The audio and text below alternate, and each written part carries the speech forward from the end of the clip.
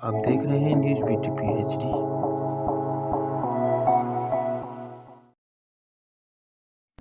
क्या दिक्कत आ रही है? हम दो लोग हुआ हैं, आपस में अकेले चल लेता हूँ साथी के साथ में। आपके साथ बहुत नहीं, भीड़ नहीं जाएगी। मैं भीड़ को रोक भीड़ नहीं जाएगी। चलिए हम लोग महाराज जी गाड़ी और 3-4 गाड़ी और खाई लगा सबको रोक देंगे। यही 4 दिन की बात है, 4 दिन बाद आए सर, स्वागत रहेगा, हम साथ में चलेंगे सर, कोई दिक्कत नहीं। अच्छा, एक ही गाड़ी ले चलिए। आज नहीं, आज नहीं, आप लोग, मेरा अनुरोध है, आप जितना मैं बार-बार अनुरोध कर रहा हूँ बस। यार साहब, ऐसे में नहीं काम चलेगा। अब तक आप किसी भी उस अपराधी के खिलाफ जिसने तोड़फोड़ किया था, जिसने लूटपाट करवाई थी, एक भी बार कार्रवाई हुई होती, मुझे लगता है कि संतुष्टि मिलती। मतलब उसने लॉ एंड ऑर्डर को डिस्चार्ज करने में अपनी ड्यूटी नहीं निभाई है। अगर वो कभी पोस्ट रहे और एक गाड़ी लहरा देती उनकी तरफ से जो तोड़फोड़ करने वाले थे 9 लोग गिरफ्तार हुए, बाकी सब वांटेड थे। और ये सीखे अब कुछ करने की आवश्यकता है, अपनी ताकत का एहसास कराने की आवश्यकता है।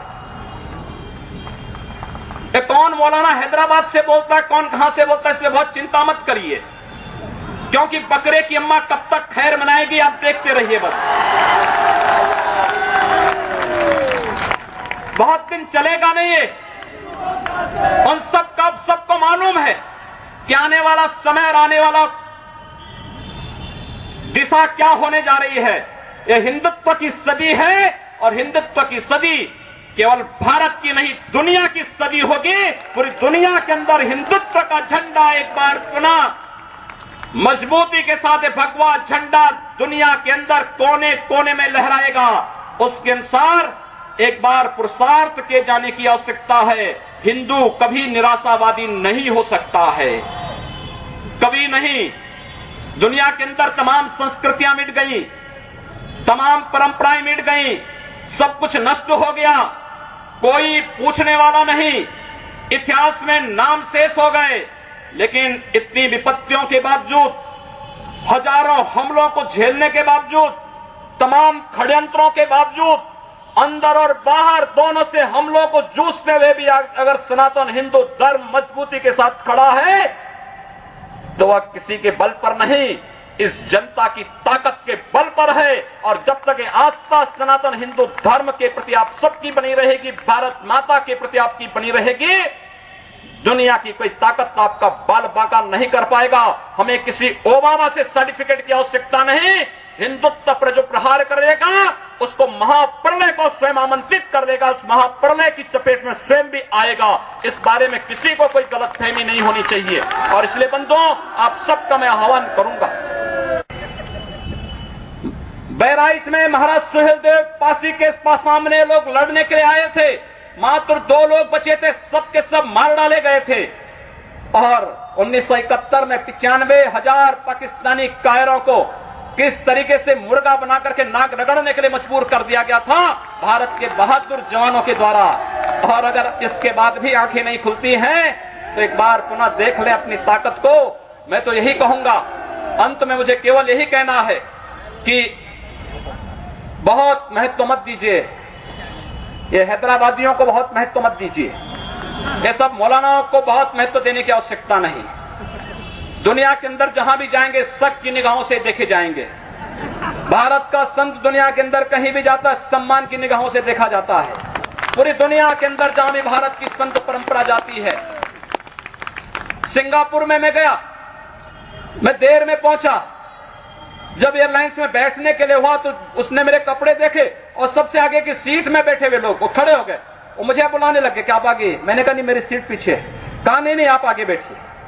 वहां की थाईलैंड में गए, वहां की बस में आगे की 2 सीट तो केवल संतों के लिए है, यानी मुफ्त में यात्रा करिए, जितनी यात्रा कर सकते हैं। दुनिया के अंदर कहीं भी आप जाएंगे, भारत की संत परंपरा का सम्मान है और भारतीय नागरिकों का सम्मान है। यह भारतीयता की देन है।